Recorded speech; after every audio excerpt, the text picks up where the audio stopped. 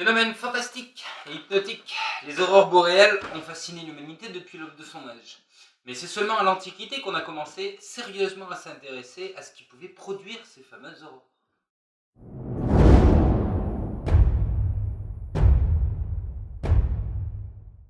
On rêve tous un jour de pouvoir observer de nos propres yeux ces fameuses aurores boréales. Attends, je me permets de te couper 2 petites secondes. Les aurores polaires, on appelle ça les aurores boréales quand elles sont au pôle Nord et aurores australes quand elles sont au pôle Sud. Tu vas m'engueuler? Non, pas du tout. Quand c'est pertinent et surtout que c'est après l'intro, il n'y a pas de problème. Excusez-moi de péter l'ambiance, hein, mais on pourrait peut-être commencer par le début, non? Je t'en prie. Très bien. Donc la toute première hypothèse nous vient d'Anaximandre, un savant et philosophe grec. Alors pour situer un peu le gars, Anaximandre c'était le prof de Pythagore. Encore une fois, je suis désolé de péter l'ambiance, mais j'aime pas vraiment être interrompu. Donc, la théorie d'Anaximandre nous explique que c'est l'air qui se transforme en feu à cause des nuages qui s'enflamment. Par la suite, d'autres personnages de l'Antiquité vont s'intéresser à ces aurores, tels que Aristote ou Sénèque. Ils les qualifieront de phénomènes atmosphériques. Les Chinois y verront des dragons de feu et les Vikings, quant à eux, y verront carrément le Bifrost.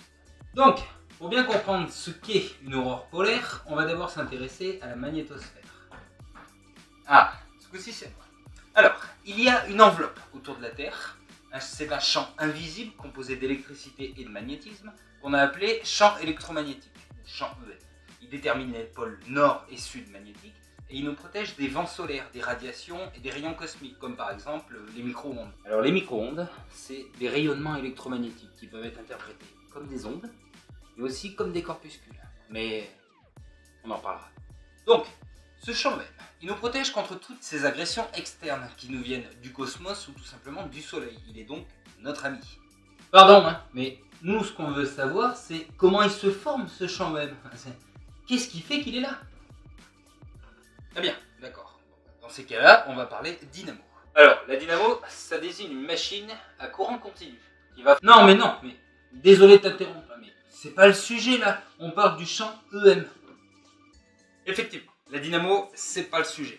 Enfin, un petit peu quand même. Prenons l'image. Sur la première partie, c'est la croûte terrestre. C'est sur elle que nous vivons.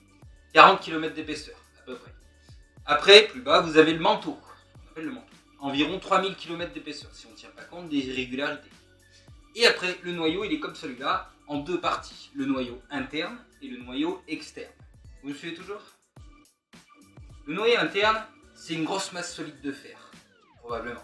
Le noyau externe, lui, par contre, il est fait de liquide. Et le plus important, c'est que ce liquide, il est en rotation constante dans une direction unique. Disons 1 billion de tonnes de métal en fusion qui tournent à 1600 km/h. Exact. Introduction à la physique, du métal mouvant en fusion créant un champ électromagnétique. Oui, et ce liquide en rotation, le noyau externe, c'est le moteur qui propulse le champ EM. Pour vous donner une idée, le noyau terrestre, il a le diamètre de Mars, avec une température moyenne de 5000 degrés. Comme la température de la surface du Soleil. Et quelle belle transition pour revenir à nos aurores polaires. En effet, maintenant qu'on sait ce qu'est la magnétosphère et pourquoi elle est là et comment elle est faite, on va pouvoir s'intéresser à ce que nous balance le Soleil continuellement. Et même que quelquefois quand il s'énerve, il nous balance tellement de particules chargées que ça crée des aurores polaires. En effet, les aurores sont intimement liées aux humeurs du Soleil, ou plus précisément à ses cycles. Oui, je sais, ça peut paraître très misogyne comme ça, mais ne vous inquiétez pas, ça va bien se passer. Oui, je vous explique. Le Soleil s'offre périodiquement des éruptions absolument démentielles. On appelle ça des tempêtes solaires ou même des éruptions solaires. La toute première éruption solaire, elle a été observée par un astronome anglais, Richard Carrington, le 1er septembre 1859. Il a alors remarqué en fait une tache très lumineuse au niveau du Soleil qui perdurera pendant au moins 5 minutes. Donc, comme on le disait, à la surface du Soleil se produisent des éruptions solaires qui vont... Ah, et moi? Oui, bon, d'accord, vas-y. Merci. Oui, donc, le Soleil a des éruptions solaires. Et la variation du nombre de ces éruptions, ça nous donne un cycle solaire qui dure environ, maintenant on le sait, environ 11 ans.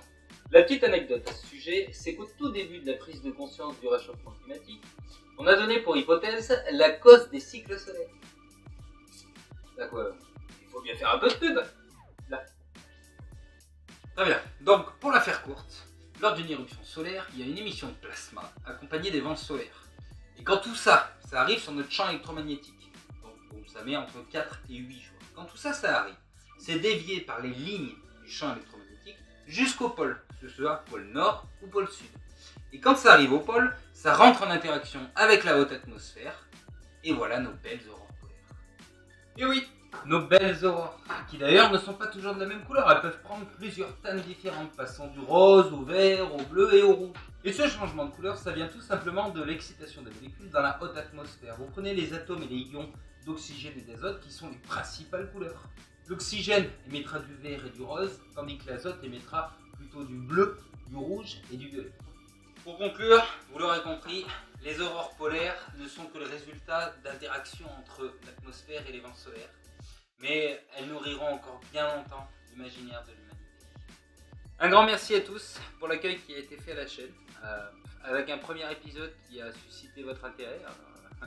J'espère que le deuxième en fera autant. Voilà. Si vous avez des questions ou même des sujets à proposer sur tout ce qui peut nous entourer, n'hésitez pas, les commentaires sont là pour ça. N'hésitez pas aussi à vous abonner, voilà, si jamais c'est pas fait. Et puis voilà, encore un grand merci et puis à bientôt pour une nouvelle vidéo.